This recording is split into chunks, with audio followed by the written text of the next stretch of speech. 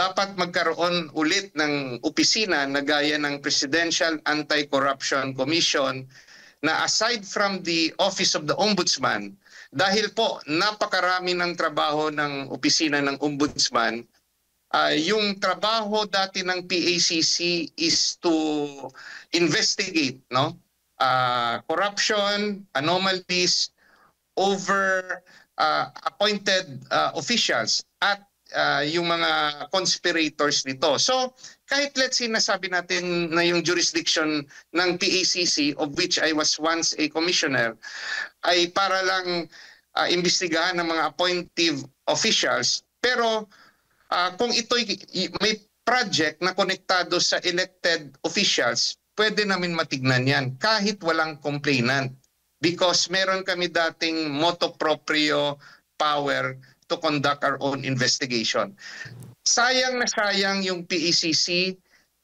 Nung mga panahong yon, nung meron pa tayong unit team, kami sa loob ng PACC, we would have wanted to brief, no, the incoming administration ni Pangulong Marcos kung ano yung mga naiwang problema na hindi namin natapos para tulungan. Hindi kami nag-expect na ma-reappoint kasi tapos na termino namin. Gusto sana naming tumulong pero anong nangyari? At ako'y kinabahan nung panahong yon dahil sa kauna-unang executive order ni Pangulong Marcos, binuwag niya ang Presidential Anti-Corruption Commission.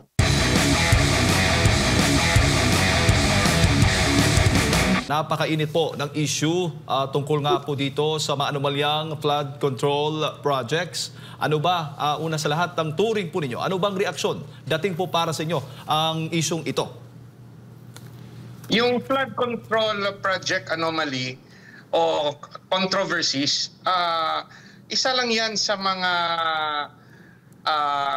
dapat batikusin natin. But as a whole, yung lahat po ng projects ng gobyerno dapat ring pagtuunan ng pansin. But ito ngayon yung nakita natin na immediate yung impact ng palpak na pagkagawa kaya nagrereklamo ang marami. But it is not limited to flood control projects.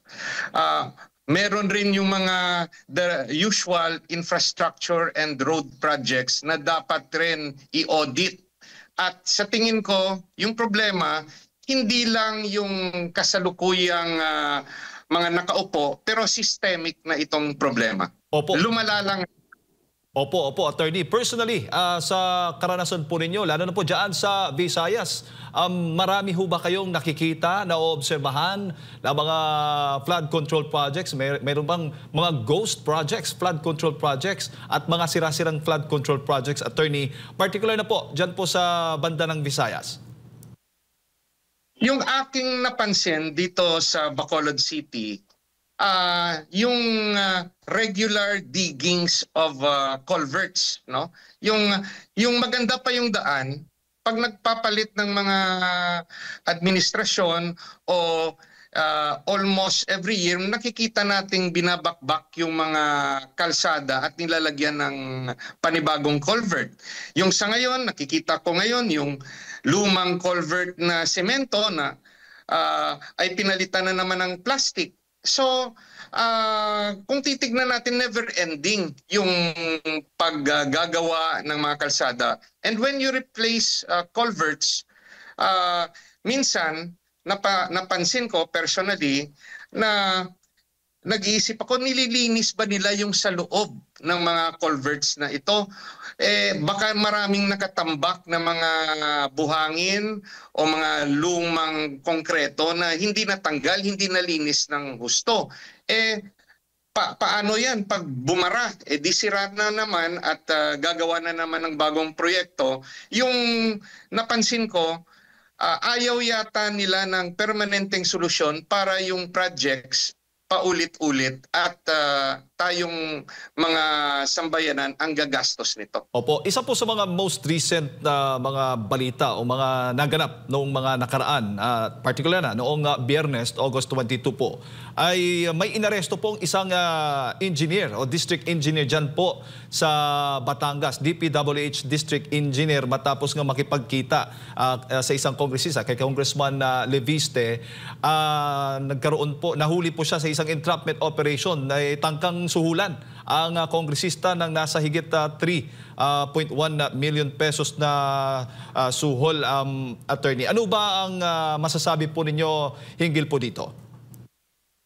Well, nahuli siya, no? Pero kung titignan natin ang sitwasyon, si Congressman Leviste yata yung pinakamayamang kongresista sa lahat, no? Meron akong nakita sa social media na he's a billionaire by reason of his solar business. So, suhulan mo yan ng 3 milyon, sinsilyo yan sa kay Congressman Leviste, no? So, yung tanong, no? Isa lang yan sa simptomas. Paano naman yung mga ibang congressman, no? So, kung nangyari yan na walang hiya na sinuhulan ang isang bilyonaryo, na sabi ng report ay SOP raw, paano naman yung mga iba nating kongresista o mga senador? Meron rin kayang ganong patakaran. Paano natin mahuhuli kung hanggang mag-aantay lang tayo sa entrapment operation? Yung mga transaction, hindi naman yan nakikita ng ating mga mata. Nangyayari yan sa dilim at sa pag-uusap ng mga partido. So, there should be a way to improve our anti-corruption drive. At yung isa, yung dati ko pang sinusulong, dapat amyendahan ang Data Privacy Act at Bank Secrecy Law para mabigyan ng kapangyarihan ng ombudsman na matignan ang mga properties at pera ng mga politiko. So that's one way, no?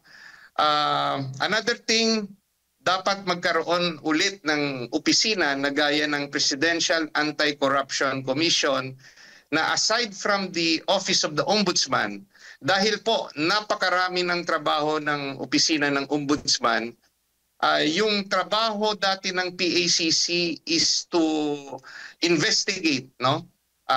Corruption, anomalies over appointed officials at yung mga conspirators nito. So, kahit let's say nasabi natin na yung jurisdiction ng PACC, of which I was once a commissioner, ay para lang imbestigahan ng mga appointive officials. Pero kung ito'y may project na konektado sa elected officials, pwede namin matignan yan kahit walang complainant. Because meron kami dating motu proprio power to conduct our own investigation. Sayang na sayang yung PACC. Nung mga panahong yon, nung meron pa tayong unit team, kami sa loob ng PACC, we would have wanted to brief, no, the incoming administration ni Pangulong Marcos kung ano yung mga naiwang problema na hindi namin natapos, para tulungan. Hindi kami nag-expect na ma-reappoint kasi tapos na termino namin. Gusto sana naming tumulong pero anong nangyari?